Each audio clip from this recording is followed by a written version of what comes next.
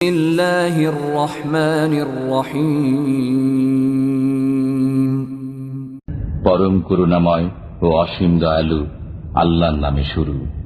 তাব্বাত ইয়াদা আবি লাহাবিন ওয়া তাব।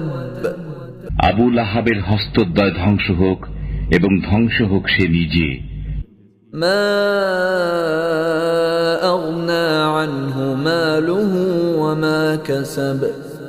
কোনো কাজে আসেনি তার ধন সম্পদ ও যা সে উপার্জন করেছে। সায়াসলা নারান যাতা লাহাব। সত্তরই সে প্রবেশ করবে লেলিহান অগ্নিতে। ওয়ামরাআতুহু হাম্মালাতাল